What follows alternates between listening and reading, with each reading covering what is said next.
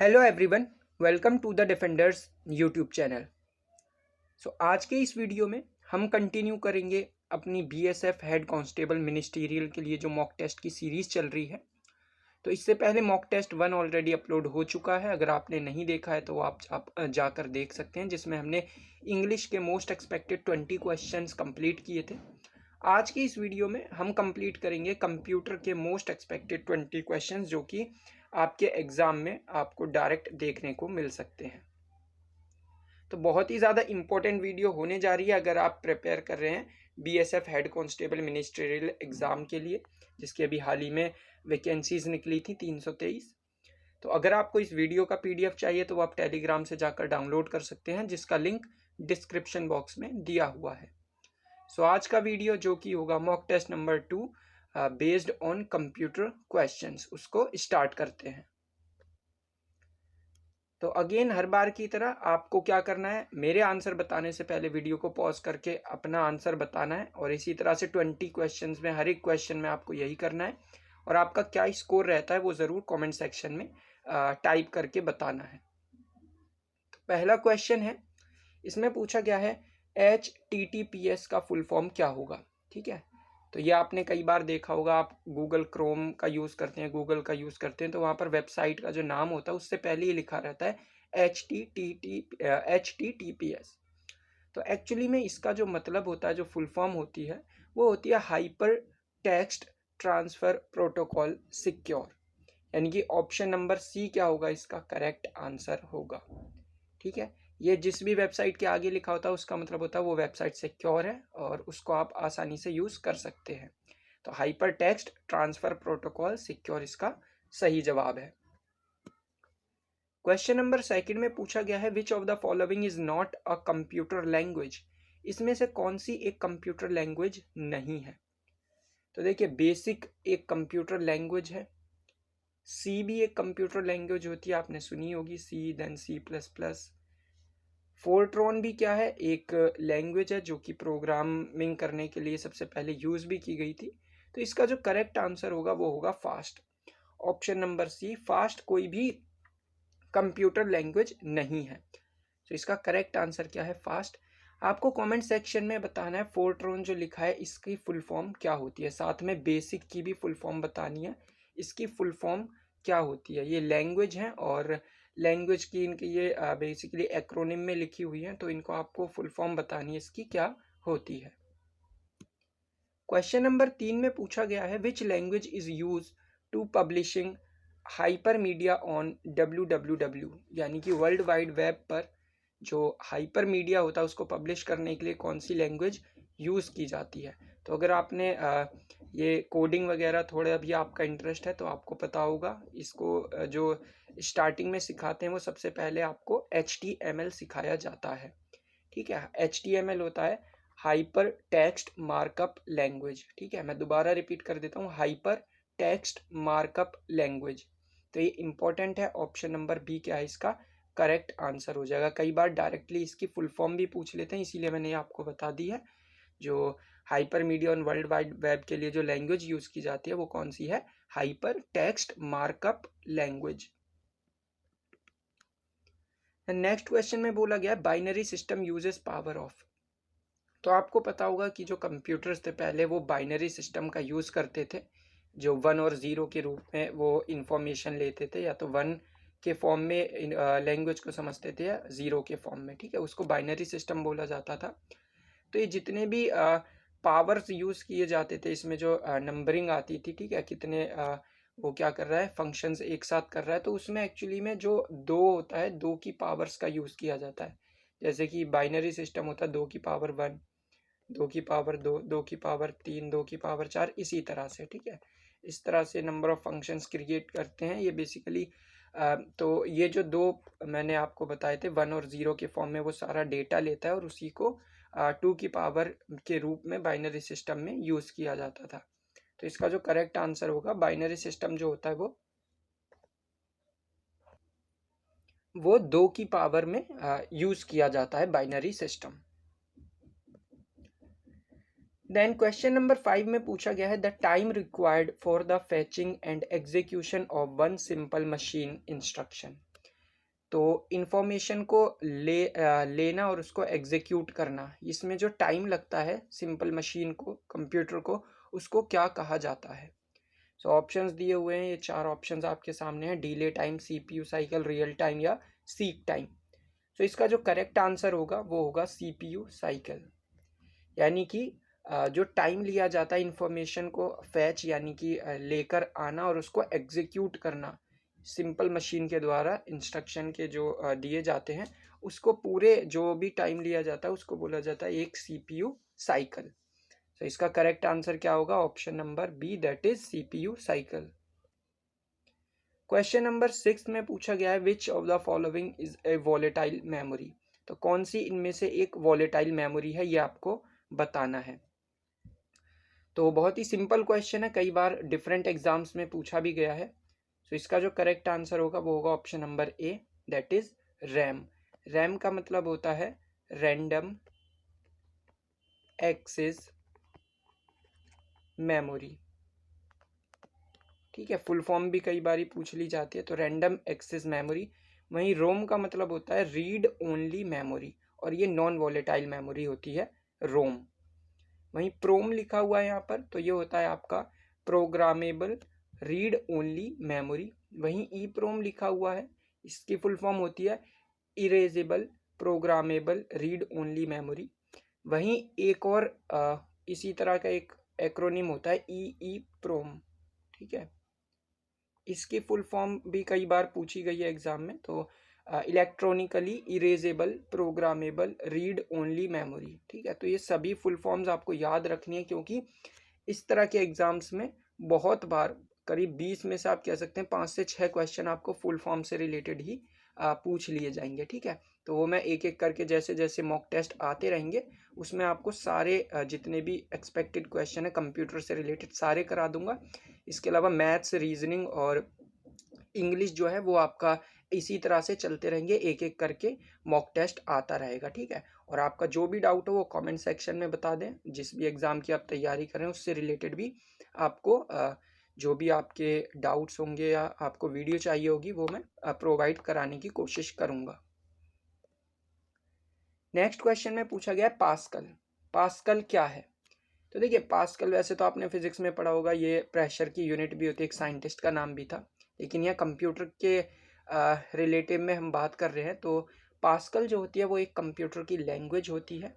सो यहाँ पर इसका जो करेक्ट आंसर होगा वो क्या है, is a computer language. So pascal क्या है, pascal is a computer language. ठीक है, ना तो यूनिट ऑफ कंप्यूटर है, ना ही कंप्यूटर ऑपरेटिंग सिस्टम है, ना ही ये टाइप ऑफ कंप्यूटर है। सो ऑप्शन नंबर ए क्या इसका करेक्ट आंसर। नाउ इस क्वेश्चन में पूछा गया है file extension of M S Excel. इसका मतलब है कि जब हम एम एस एक्सेल में कोई भी हमने फाइल बनाई और उसको सेव करना चाहते हैं, तो जो डिफ़ॉल्ट एक्सटेंशन यूज़ किया जाता है वो कौन सा होता है। इसका मतलब है जैसे कोई भी फाइल आपने बनाई तो उसके पीछे फाइल का नाम आप लिख लेते हैं, देन उसके पीछे आपको कुछ ना कुछ वहाँ पर लिखा हुआ दिखाई दे जाता है, जैसे पॉइंट करके। जैसे पीडीएफ आपने कोई बनाई है तो आपने उसका कुछ भी नाम रख दिया, जैसे मान लेते हैं रख दिया कंप्यूटर। अगर आपने वो पीडीएफ में सेव किया है तो डॉट करके इसके आगे पीडीएफ लिखा रहता है, तो ये होती है पीडीएफ फाइल। उसी तरह से एम एस एक्सेल में अगर आपने कोई फाइल क्रिएट की है तो जो डिफ़ॉल्ट होता है, आप इसको चेंज भी कर सकते हैं, लेकिन जो डिफ़ॉल्ट कंप्यूटर में आता ही आता है वो क्या होता है। सो ये दिया हुआ है, सो इसका जो करेक्ट आंसर होगा वो होगा option number A, that is .xlsx। ठीक है, ये आप कोई भी फाइल जब सेव करते हैं किसी भी नाम से तो उसके पीछे आपको ये जनरली लिखा हुआ मिलेगा अगर आपने वो फाइल एम एस एक्सेल में क्रिएट की है। सो ऑप्शन नंबर ए क्या है इसका correct answer. Now question number 9 में बोला गया है the ALU of a computer response to the commands coming from. तो ALU जो है वो कौन सी कमांड्स को रिस्पॉन्ड करता है ये आपको बताना है। तो पहली बात तो आपको पता होना चाहिए ALU क्या होता है, तो ये होता है अर्थमेटिक लॉजिकल यूनिट। ठीक है, ये ALU का फुल फॉर्म है, कई बार पूछ लिया जाता है, अर्थमेटिक लॉजिकल यूनिट। और ये बेसिकली सीपीयू के अंदर होता है और यही वो काम करता है जो कि हम इंफॉर्मेशन देते हैं, डाटा देते हैं, जो इंस्ट्रक्शन देते हैं, जो कमांड हम देते हैं, उसको फॉलो करता है ALU।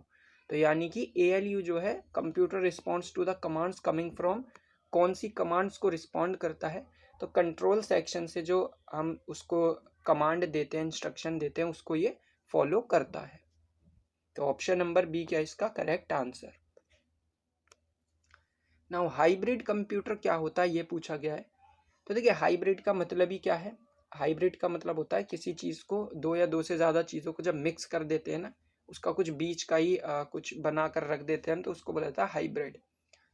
तो हाइब्रिड क्या होता है, एक ऐसा कंप्यूटर होता है जिसमें एनालॉग और डिजिटल दोनों कंप्यूटर के जो गुण होते हैं वो बेसिकली पाए जाते हैं, डिजिटल भी और एनालॉग भी।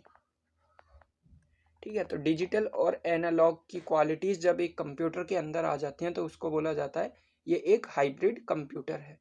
और रिसेंट डेज में आपको अब ये अगर हम प्रेजेंट टाइम की बात करें तो मोस्टली आपको इसी तरह के कंप्यूटर देखने को मिलते हैं जो कि हाइब्रिड होते हैं। यानी कि ऑप्शन नंबर सी क्या होगा इसका correct answer, that is resembles both a digital and analog computer. Next question में पूछा गया है first computer language developed for programming.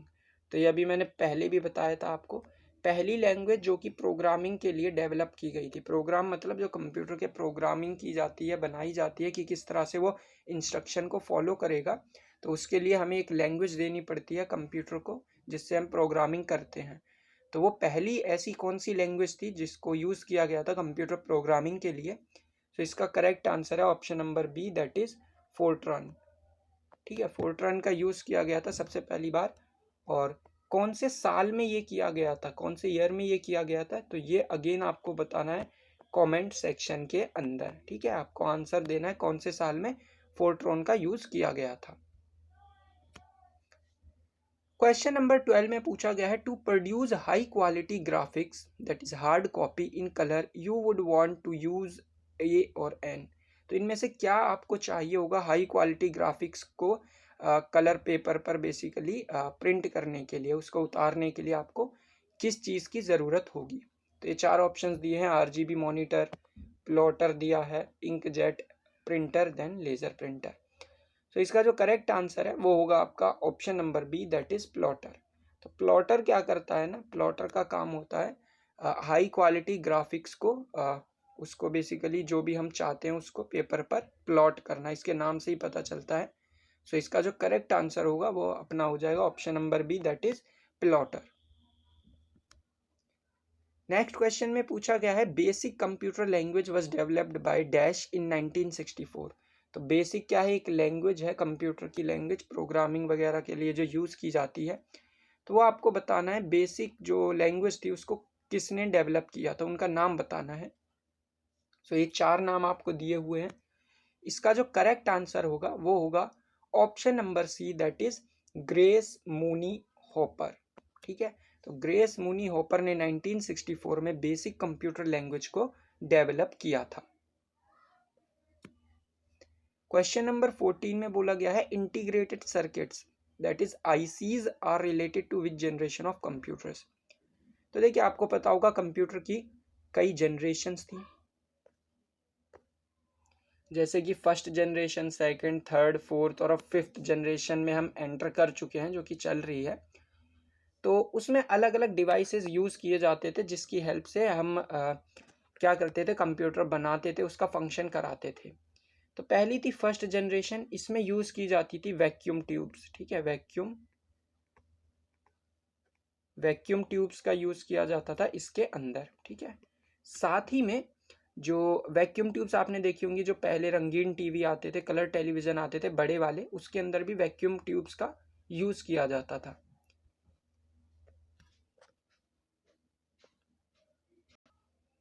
वहीं सेकंड जनरेशन के कंप्यूटर की बात करते हैं तो इसमें यूज़ किए जाते थे ट्रांजिस्टर्स। ठीक है, ट्रांजिस्टर्स। देन उसके बाद थर्ड जनरेशन के कंप्यूटर्स आए जिसके अंदर यूज़ किया हमने IC, that is integrated circuit. ठीक है, तो यही हमसे पूछा गया था क्वेश्चन नंबर 14 में कि इंटीग्रेटेड सर्किट कौन सी जनरेशन ऑफ कंप्यूटर से रिलेटेड है। तो ये थर्ड जनरेशन ऑफ कंप्यूटर से रिलेटेड है। वहीं फिफ्थ जनरेशन ऑफ कंप्यूटर की बात करते हैं तो फिफ्थ जनरेशन में एआई का यूज़ किया जाता है, आर्टिफिशियल इंटेलिजेंस। ठीक है, वहीं आपको फोर्थ जनरेशन का ये आपको बताना है कमेंट सेक्शन के अंदर कि फोर्थ जनरेशन कंप्यूटर जो है वो किस पर्टिकुलर चीज से रिलेटेड है। क्वेश्चन नंबर 15 में पूछा गया है which is not an example of software. तो सॉफ्टवेयर वो होता है जो कि कंप्यूटर के अंदर आप एप्लीकेशंस देखते हैं अलग अलग तरह की, चाहे वो गेमिंग से रिलेटेड हो, कोई आपका काम करने से रिलेटेड हो, कोई ऑफिस से रिलेटेड हो, है ना, जैसे गूगल क्रोम हो गया या कोई भी गेमिंग हो गई, ये सारे के सारे क्या होते हैं, सॉफ्टवेयर, जिनको बेसिकली आप छू नहीं सकते ना, जो कंप्यूटर के अंदर होते हैं, प्रोग्रामिंग करके उनको बनाया जाता है।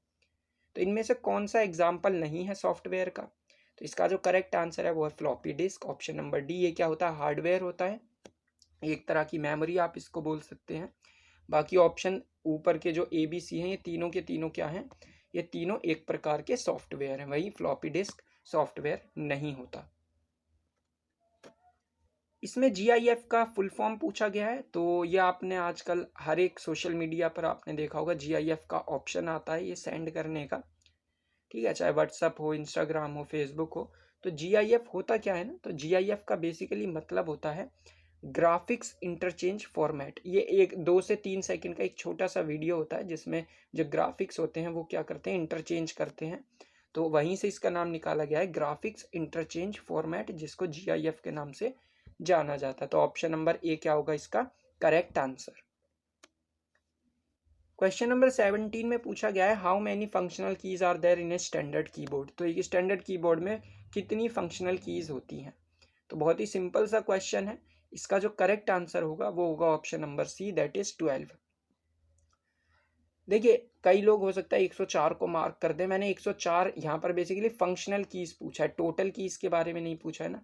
तो फंक्शनल की पूछा है, तो फंक्शनल की कितनी होती हैं, 12, जो कि आपको कीबोर्ड के बिल्कुल अपर साइड में ऊपर की तरफ मिलती हैं। F1, F2, F3, इस तरह से F12 तक ये लिखी होती है। इनका एक पर्टिकुलर काम होता है हर एक की का। ठीक है, तो हर एक की का एक पर्टिकुलर काम होता है, इसीलिए इनको फंक्शनल कीज के नाम से जाना जाता है, और ये 12 होती हैं इन नंबर्स। ठीक है, क्वेश्चन नंबर 18 में पूछा गया है how many modifier keys are there in a standard keyboard. तो मॉडिफायर कीज कितनी होती है? मॉडिफायर कीज वो होती हैं जिनका किसी दूसरे की के साथ, इनको कई बार कॉम्बिनेशन की भी बोला जाता है, दूसरे की के साथ मिलाकर इनका एक नया ही मीनिंग निकलता है, तो वो होती है मॉडिफायर या कॉम्बिनेशन की। तो ये नंबर में कितनी होती हैं, 4। ठीक है, 4 नंबर होते हैं, यानी कि 4 तरह की कीज होती हैं, जिसमें शिफ्ट आता है, ऑल्ट आता है, देन कंट्रोल आता है, इसके अलावा एक विंडोज की होती है। ठीक है, तो इन 4 कीज को बोला जाता है क्या, ये 4 हैं मॉडिफायर कीज या फिर कॉम्बिनेशन कीज। क्वेश्चन नंबर 19 में बोला गया है default extension of MS word. तो इस तरह का क्वेश्चन अभी हमने पहले भी किया था एक्सेल का, उसी तरह से MS वर्ड के अंदर भी डिफॉल्ट एक्सटेंशन क्या होता है जब किसी फाइल को सेव किया जाता है। तो इसका जो करेक्ट आंसर होगा वो होगा आपका option number B, that is .doc। ठीक है, तो MS वर्ड में हम कोई भी फाइल बनाते हैं, उसको सेव करते हैं, तो उसके पीछे जो डिफ़ॉल्ट हमें लिखा आता है वो आता है .doc। ठीक है, तो ये किसके लिए यूज़ होता है, MS वर्ड के लिए। MS वर्ड में आप फाइल सेव करेंगे तो .doc आपको पीछे लिखा हुआ दिखेगा।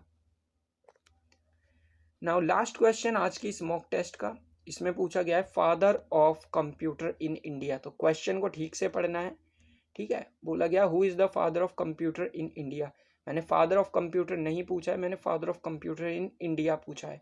अगर सिर्फ और सिर्फ फादर ऑफ कंप्यूटर पूछा जाता तो ऑप्शन होता A, that is Charles Babbage. लेकिन क्योंकि यहाँ पर मैंने पूछा है father of computer in India, तो इसका करेक्ट आंसर क्या होगा, option number C, Rangaswamy Narasimhan. ठीक है, ये कंप्यूटर साइंटिस्ट थे 1926 में। तो इन्हीं के नाम, बेसिकली इन्हीं को हम क्या बोल देते हैं कि इंडिया में जो जनक हैं कंप्यूटर के वो यही हैं, यानी कि Rangaswamy Narasimhan.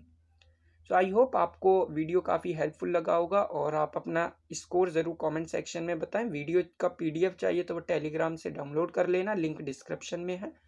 So thank you so much for watching this video.